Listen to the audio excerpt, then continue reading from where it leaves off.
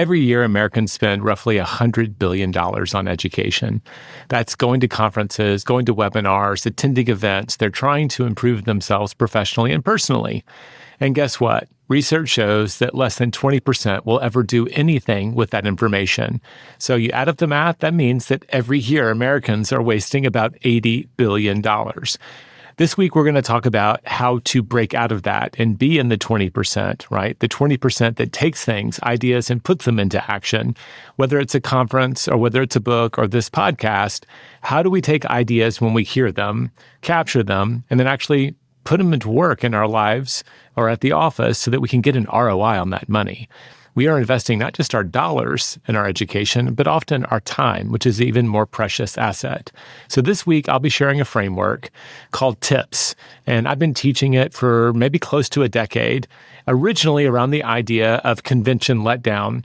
It's the idea that you took time out of your work, you left your family to go to some convention, to meet a lot of strangers, maybe have some fun, but primarily you were there for personal or professional development. And you came back with a notebook full of ideas, a lot of excitement, and then a few weeks later, nothing's changed. Nothing's changed. How many times have you been through that cycle of getting excited, knowing that change was just around the corner, all of the ideas were in your hands, yet action did not follow and change did not come from it? That's why we're going to cover the T.I.P.P.S model this week on how to put ideas into action.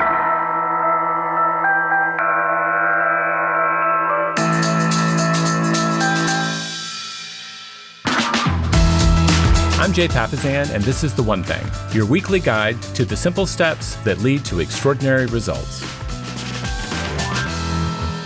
So T.I.P.P.S is an acronym, T.I.P.P.S, and it's actually evolved over the years, but this is what it means today. The T stands for take notes. The I stands for identify key takeaways. The P stands for prioritize action items. The second P stands for put it on your calendar. And then the last one, S, stands for seek accountability. So it's a simple framework for taking notes, identifying what you think matters, prioritizing those things, putting them on your calendar, and then getting an accountability so that you can actually put those things into action. So whether you're reading a book, think of how many books you've read and had a big idea, but nothing came of it. How many podcasts you've listened to. You're out there, you're walking the dog, you're driving to work, you're running around the park, you're cycling on your machine, you're competing, whatever that is, but you've got all of these ideas that come into your life, but yet you're not taking action on them. And obviously we can't act on all of them, but even one good idea. You've read an amazing book. One good idea from that could be life-changing over a long period of time. How do we do that? So the T.I.P.P.S model was originally created as a result of me being the leader of education for Keller Williams. A few years in a row, I had to go into our annual convention and kind of teach the first-time attendees. And the model evolved from those conversations. People would ask, like, how can I get the best ROI on this? What are the things that I should be doing to get the most out of this event? And a lot of it is really practical, like take notes. I mean, come on, duh. We all know that from school. But as adult learners, maybe we're too cool, or we just think we can capture everything on our phone and we'll actually go back and look at it. Not going to happen, most likely. So the model evolved from me teaching a first-time attendee session, and I think it was maybe the third time that I taught it, where I had some close version of this, and I was pulling ideas from different parts of my learning life, both as a lifetime learner myself and someone leading education at the time for the number one training company in the world. So this idea starts with taking notes, but I will say this, the one caveat to starting with taking notes is, I would say, if you're going to a learning event, maybe you're attending our annual event, the One Thing Summit, or you're going to some other one, but go in with intentions. That would be the extra that I could add on this podcast that I've never shared before. What do you need to know? What are you hoping to learn from this event? Can you set intentions before you go? Because that will make your radar be up. Maybe I need to go and I'm looking for referral partners. Maybe I'm wanting to learn more about how to manage my business from a P&L. Maybe I'm wanting to learn more about communication and connection. Whatever it is you think you need more of in this season, as you go into the event, as you go into the book, as you're selecting your podcast, your intentions can guide you to make better choices, not only on the way in, but while you're there.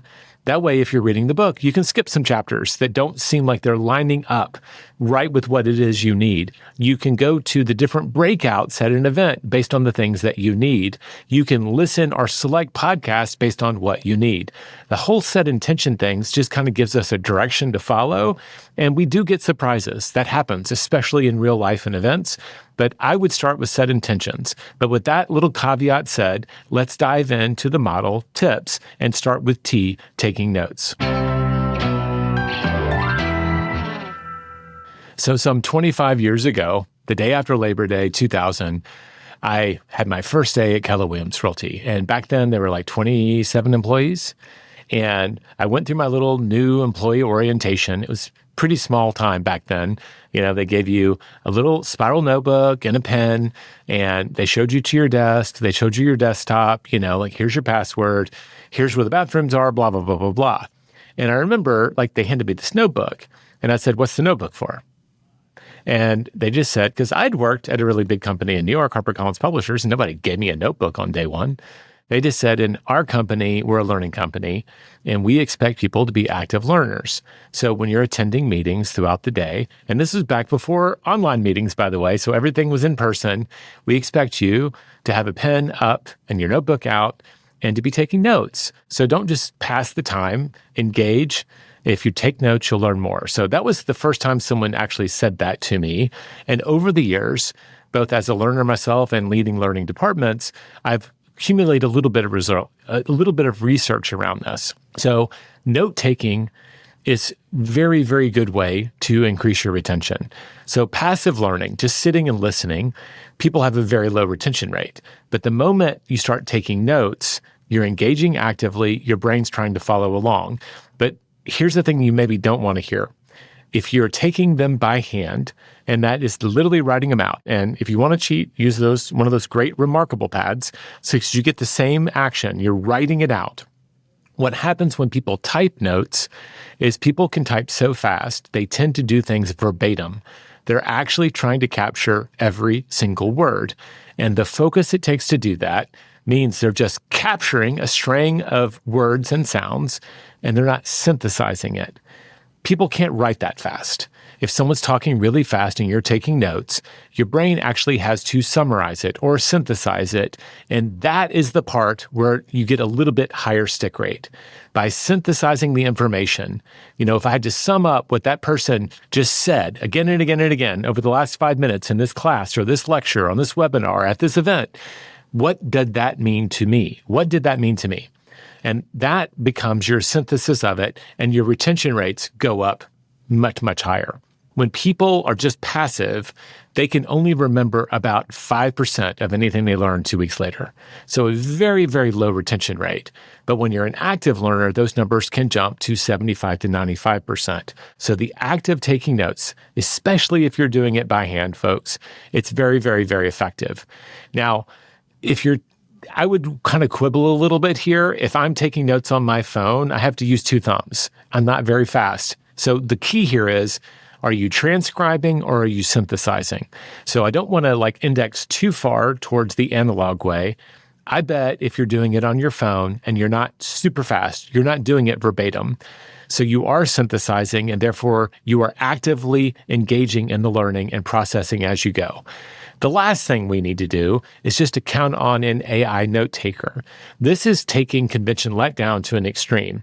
Now you've got some AI note taker that is actually engaging, summarizing everything for you, and at the end of the day, you do get a nice summary if you ever read it.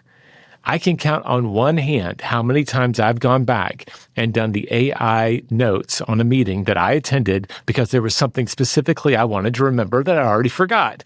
But maybe if I'd been taking notes, I wouldn't have forgotten to begin with. So I'm not a big believer. I love AI. I love a lot of the things that it can do for us. I love that it can take notes for people who couldn't be there. But if you are there, take notes yourself. And do it in a way that forces you not just to transcribe what's going on, but to synthesize it. There's tons of research around this. Everything from the cognitive load of having to focus, all of those things mean you're going to remember more of what actually happened in that session, and you will be able to take it into your life farther. So as a teacher, I just tell people, when in doubt, write it out. When in doubt, write it out. Take some notes, take them by hand, and you will learn a lot more than everybody else in the room. I'm kind of addicted to it. If you went into my office, I've got a chest under my desk, and in it, I've got some 25 years of notebooks of learning. And occasionally I go back and flip through them to see what was happening in different points of my career and what I was learning at those moments. For me as a writer, it's invaluable, but I will tell you, just the act of writing it down, even without the going back and reflecting, is going to increase your ability to learn in the real time. So at the end of the day, just take notes. That's the first step. If you do this, you have higher retention rates, and everything that follows will build off of those notes. And the fact that you took them meant that you engaged with them, and you're probably doing something along the way, which is the next step, which is identify key activities. Let's go into step number 2. So, identify key takeaways or key activities.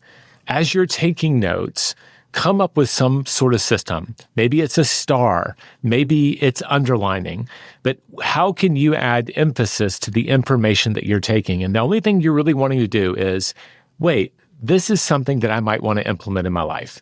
This is something that I need to share. So I've had different systems over the years. I'm a book writer, so I usually have some sort of acronym, like our first book was The Millionaire Real Estate Agent, and we would abbreviate it MREA. And when I heard something that might go in a future edition of that book or be part of that book, I would dash out the initials MREA in the column right by the notes. And so I would put it there on the side of the page, and that would be when I scanned through my notes, oh, wait, here were some ideas that connected to this other project. So if you've got a project you're working on, maybe it's not a book, you're like a normal person, but maybe it's for an ops person on your team, or maybe it's a sales idea. You can come up with your own very complex or very simple. The simplest thing is just put a star. Just put a star by things that really you think, wow, when I'm done with this class, I want to go back and revisit this idea, and then I can decide what to do with it. That's all we're doing. We're identifying the things that speak to you, and you'll feel them resonate in real time. You're like, whoa, you get those, the freeze on, you get the little bumps on your arms. You're like, wow, that's a great idea. Now, what do I do with it? First thing you do is recognize it's a great idea that you may want to implement and note it somewhere in there.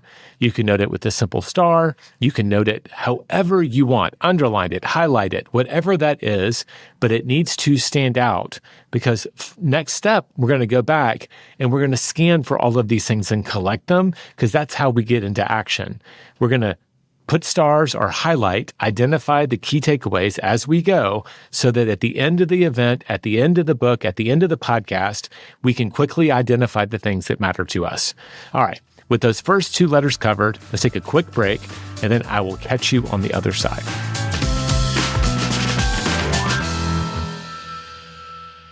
Welcome back. We've covered the first 2 steps. We're going to take notes so that we're an active learner, and we're going to retain as much as possible because we're actively engaging in whatever it is we're trying to learn from, whether it be a book, a podcast, or an event, or a speaker. The next step is to identify key takeaways. Because you're taking notes, you have the ability to underscore it, to highlight it, to put a star, to do some sort of code that says, wow, that's a big idea that I want to remember. Of all of the stuff that I'm consuming and taking notes, this is one of the things that stands out for me. Now, we've done that. Maybe we did it for the whole book. Maybe we did it for the podcast. If it's a podcast, it might be a pretty short list. If it's a book, you might have a bunch. If it's an event, you could have a lot. I can remember coming home from events, and I would have 47 different ideas from a 3-day conference that I went to. How in the world do you take action on 47 things? Remember, this is the One Thing podcast, not the 47 things. So we have to identify the priority here. How do we winnow away all of the maybe that's a good ideas to the ones that actually matter? So we're going to use an exercise, which we wrote about in the book called Pareto's Principle, and we're going to take it to the extreme. So when you have all of your notes at the end of the event, the book, whatever, get another piece of paper, whether it's a physical one or just another document, and then copy over your key takeaways to that document. So now you've gone from pages of notes in a hotel notebook or whatever it was you were taking the notes. Now you've got maybe 5 or 10 things that are really standing out for you. Maybe it's a lot. Maybe you were at that 3-day conference like I was and have like close to 50. Whatever the case, you've now got them on one piece of paper. We're now going to take them through the process of extreme Pareto.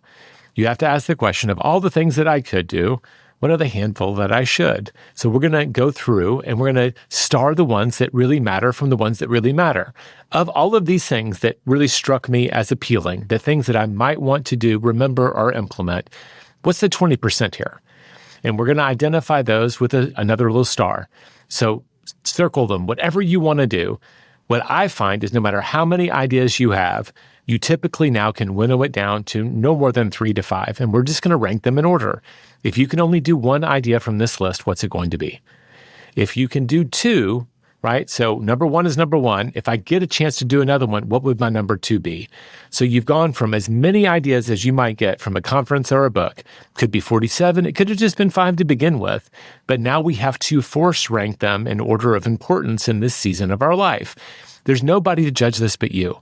Only you know. And it doesn't resolve like with an equation. You don't need to use ChatGPT. Just kind of follow your heart. You kind of know what you need. Of these things, this one right here feels like it matters most. It's my number 1. If I can get 2 of these done, this will be the second. And you work your way through the list. Now, here's the cool thing. If you run a business, you might be creating a list for you and one for your executive assistant. You might be creating one for your director of growth. You might be creating one for your director of training. You might be creating one for your CFO. Whatever that looks like, you've got key takeaways. Now you're like, hey, I just went to this conference, Mr. or Mrs. CFO. I've got these 3 takeaways. If you could only add one of them or explore one of them for us, I would love it to be this. So if you want to get the extras, it takes extra people. Everybody gets one thing, and that includes you. For you, what's your number 1? The moment you've identified that, you have finished this step, and you get to move to the next P, which is put it on your calendar. So the second P is put it on your calendar, and I want you to do this immediately. So if you're on the airplane coming home from the event, that's the time you get out your notebook and you prioritize. You're going through there going, okay, here are my key takeaways of all of these things, which is number 1, which is number 2, whatever. The moment you have your prioritized list, your extreme Pareto, within 24 hours, I want you to put it on the calendar. And there's this thing, and it's called the Ebbinghaus. I'm sure I'm getting that wrong. Ebbinghaus forgetting curve. We tend to forget things we want to remember really, really quickly. There's some evidence that we forget 50% of something within the first hour. So 1 hour after you listen to this podcast, you'll have forgotten more than half of it. I hope that I've said a few memorable things, but you know what? They'll be gone unless you do something with that information. And the forgetting curve says that usually within 24 hours, we can see as much as 70% of the information go away. Now, this is research that was done by a researcher named Ebbinghaus back in the 1880s, but it's been replicated as recently as 2015. And that forgetting curve, it can change. If you're revisiting the notes, you way slow it down. You retain so much more. And the more spaced repetition we do, the more effective we are at learning. That's why that second step, where you're going back through your notes and looking for the key takeaways, guess what? That's spaced repetition. That's going to help you remember it longer. The act of prioritizing it, boom, now you're into it a third time for the things that really matter. You've now read them 3 times in a very short period of time, which means the likelihood that you will retain them in the future goes way up. But now you got to put it on your calendar. And I've seen research that suggests that if you can put your ideas into action, right? So that thing is going on your calendar to take the first step. Within the first 24 hours, you're about 70% more likely to actually follow through. It's all about starting that momentum path, right? So what would be the first step? You can't do it all. Maybe it's a really big project you want to start, but maybe you can set the first step in the first 24 hours. It's on your calendar to meet with someone to talk about it, to meet with someone to build a project plan, to meet with yourself to frame out exactly how you're going to tackle it. All you have to do is begin the action process within 24 hours. It's not a hard rule. I don't even know that this is more than a theory, right? It's a hypothesis that is actually shown true in my life. When I have started the implementation faster, I tend to follow through at a higher rate. But the research would suggest you're highly likely, if you take action in 24 hours, to keep going. So why not just go with the suggestion? What's it going to hurt? Surely you have 30 minutes within the next 24 hours to take the first step. And that first step is putting time on your calendar to do that first step, whatever it might be. Call someone, inform someone, create the plan, begin the process, and guess what? When you finish that, all you do is go out the next 24 hours of the next week, you've started the process and say, what's the next step and when am I going to do it? That's how achievers take ideas and put them into action. They put it on the calendar and they do it quick. So all of this, imagine you've gone to some convention. All of this can happen on the plane ride home. All of this can happen if you're in the passenger seat on the drive home. It can all happen, right, if you just take 30 minutes the day that you get home and just go through your notes. You're going to identify the key takeaways, you're going to prioritize them, and you're going to put one thing on your calendar so you can get started. Because here's the thing, of all of the events in your life that you did nothing with, how different would your life be if you just did one thing? The point here isn't that you implement all 47 action items. The point is that you actually implement the most important one. People underestimate how a little bit of implementation over time adds up in their lives. It is how dominoes grow and get exponential and get bigger, and we knock down bigger and bigger targets. It is one of the secrets of the one thing approach, that little inputs add up to so much more over time. So just make the first step in the first 24 hours. And that leads us to the last step of our TIPS process, which is seek accountability. If you could sum up Gary's and my approach on almost everything we do around learning and adult behavior change and training and development, it's going to start with mindset and it's going to end with accountability, right? The people who perform at the highest level start with the right mindset, and they almost always tack on some form of accountability. They have a coach somewhere in their life to make sure they will do the things that they want to do. And accountability is one of those words that a lot of people have a lot of kind of baggage around. I get it. It feels like punishment to some people. For some people, it's got some specter of maybe a bad teacher or a bad coach in the past. But we can choose to be accountable to our goals. We can choose to be truly committed to our goals. And the gift of a coach is they're helping us keep those commitments to ourselves. So this last step, seek accountability, is kind of like, one ring to rule them all. If you do this step, you can be very imperfect in the others and still go way, way far beyond what most people will do. Remember, very few people will do anything. Americans waste about $80 billion, if you believe the research on training and development, because they do nothing with it. You can be part of the 20% that gets a huge ROI on learning and development by putting it into action. And the biggest thing you could do is just seek accountability.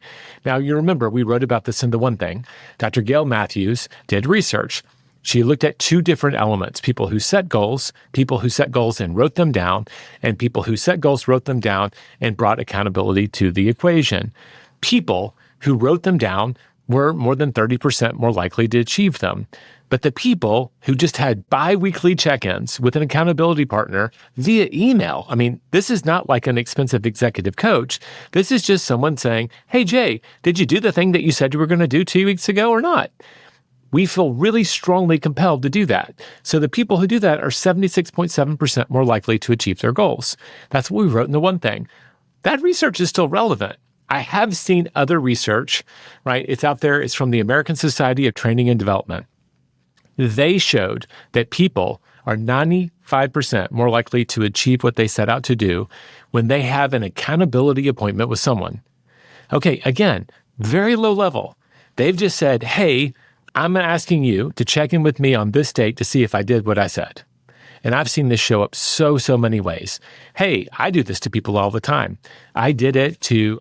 if you remember my interview with Daryl Cardone, then Captain, now Admiral Cardone, if you're out there, salute to you, sir, for your achievements and for your service. But he had a goal, and I just said, hey, can I check in with you in 30 days? And he said, yes. I said, great. I'm going to make a note, and in 30 days, I'm going to text you and see if you did this. And guess what? Of course he did. Now, I think that Admiral Cardone was going to get it done. He's that kind of guy. But I also love the fact that he embraced accountability. He said, absolutely. And we've actually had that a few times, just as friends. Nothing formal there. But can we hold each other accountable to do the things that matter to both of us?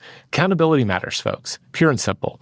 So whether you have a coach or not, well, I hope you do. If you really want to achieve extraordinary results, there is nothing better. Do you have an accountability partner? Who is that person who will reach out? And the key here is they just don't let you off the hook, right? This is not about our mom or our best friend. They have to be someone who's willing to tell you what you need to hear, not what you want to hear. We will let ourselves off the hook. We know everything that's going crazy in our life. We know about the altercation that happened at work just around the corner from our desk that made everybody kind of be on pins and needles. We know about the market crashing or whatever it is. We all have legitimate reasons, call them excuses, call them reasons, for not doing what we said we want to do. Who's the person in your life who can ask you, well, how can you do it anyway? How could you still do it? If it was easy, what would it look like? Those accountability partners will just push us to do a little extra, and knowing that they're going to ask those questions is one of the reasons we do them. We don't want to show up and be the guy who didn't do their homework, not for that person. So who is that person for you? Whether it be formal or informal, seek accountability. It, to me, is the ultimate step if you want to take ideas and put them into action. So a quick recap before we do our challenge. You're going to take notes. If we go back one step, if you're going to an event, if you're going into the library, you're going into the bookstore, you're perusing for the next podcast, can you take it a step further and set intentions? What is it that you need right now? And start there. Then take notes. Then identify key takeaways. Then prioritize those things so you know what your number one is. Put your number one on your calendar. Remember, if you can do it within 24 hours, there is some magic there. And finally, seek accountability. That is the formula for ideas into action. If you follow it, I promise you, you will get a higher ROI on your learning. Now, for our challenge for the week. Let's put it to practice right here. If you're still listening, at the end of this podcast, you probably got something out of it. What's the one thing that you want to do based on this podcast? Maybe, hey, I really need to get a notebook so I can start taking notes. Oh, you know what? I wanted to get a Remarkable pad. This is going to be my excuse. Whatever that is for you, what's the one thing that you thought to yourself while listening to this episode? Dude, you should really do that.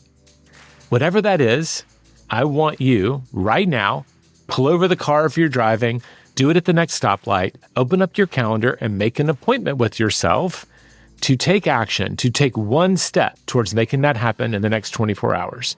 I promise you, if you start experimenting with this ideas into action, identify the priority and get it on your calendar fast, I promise you, you will start to see a cycle of success in your life. That's it for Ideas into Action, the TIPS framework. I hope you enjoyed it. This podcast is for general informational purposes only. The views, thoughts, and opinions of the guest represent those of the guest and not Productive or Keller Williams Realty LLC and their affiliates, and should not be construed as financial, economic, legal, tax, or other advice. This podcast is provided without any warranty or guarantee of its accuracy, completeness, timeliness, or results from using the information.